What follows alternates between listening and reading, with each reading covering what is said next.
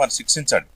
కానీ లక్షలాది మంది ఆధారపడిన కల్లుగీత వృత్తిని ప్రభుత్వమే రక్షించాలని చెప్పేసి మీ ప్రభుత్వాన్ని కోరుతున్నాం.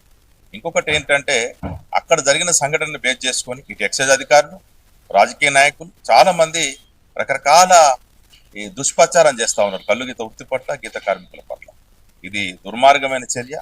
ఇట్లాంటి సంఘటనల్ని ఎవరు సమర్థించరు. మేము ఎప్పుడు కూడా వ్యతిరేకిస్తున్నాం మా సంఘాలుగా. కాబట్టి ఇలాంటి సంఘటన అని బేస్ చేసుకొని చర్య తీసుకోకుండా మొత్తం సమాజాన్ని రాజకీయంగా, ఆర్థికంగా, సామాజికంగా మా అస్తిత్వం, ఆత్మగౌరవం దెబ్బతీసేటువంటి కుట్ర చేస్తున్నారు. కాబట్టి మేము ఇట్లాంటి దాన్ని తీవ్రంగా ఖండిస్తాం. ఇది దీని వెనుక కావాల్సుకునే చేస్తారంటారా? ఖచ్చితంగా. ఎందుకంటే ఇలాంటి సంఘటనలు చాలాసార్లు అక్కడక్కడ జరిగినాయి. కానీ ఇంత దుష్ప్రచారం ఇటు రాజకీయ నాయకులు కానీ, మీడియా కానీ, అగ్ర కులాలందరూ కూడా ఇంత పెద్ద ఎత్తున కుట్ర చేయలేదు. దీని వెనకాల మా ఆలోచన ఏంటంటే లిక్కర్ కంపెనీల కుట్ర దాగుంది, మద్యం మాఫియా కుట్ర దాగుంది అనేటువంటిది అనుమానాలు ఉన్నాయి. ఎందుకంటే మీడియాకి బ్యాక్గ్రౌండ్ వండుకుంటూ వారికి కోట్ల రూపాయలు ముడుపులు ముట్టజెప్పే ఈ దుష్ప్రచారాన్ని ఇట్లా చేస్తుర్రేమనుకుంటున్నాం.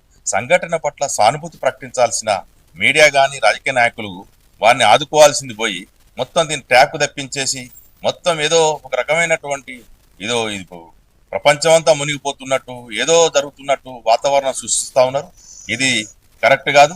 తక్షణమే యుద్ధ ప్రాతిపదికన ఆ బాధితుల్ని సహాయం అందించాల్సినటువంటి మీడియా ఆ కోణాన్ని వదిలేసి మరొక కోణాన్ని తీసుకుపోయి మొత్తం కల్లుగీత వృత్తిని కథం పట్టిస్తే ఆప్టేక్ పెంచుకోవచ్చు, బీర్లు, లిక్కరు, వైన్లు ఇవన్నీ విస్తృతంగా అమ్ముకోవచ్చు, కోట్ల రూపాయలు ప్రభుత్వాలు లాభాలకు ఆశించవచ్చు అనేటువంటి కుట్ర దాగింది అందులో. కాబట్టి మేము అనేది ఏంటంటే చర్చని డైవర్ట్ చేయకండి.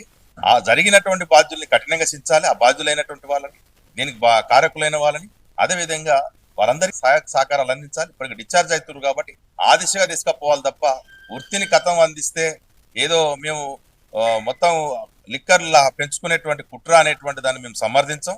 మేము ఎందుకంటే 100 ఏండ్ల నుండి లక్షలాది మంది కల్లుగీత వృత్తి మీద ఆధారపడి ఉన్నాం.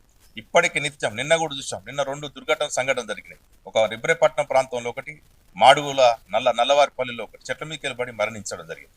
నిత్యం చెట్ల మీదకి వెళ్ళబడి వందలాది మంది గాయాలు మరణిస్తా ఉన్న ఈ మీడియా ఏనాడు అటువైపు దృష్టి సారించలేదు.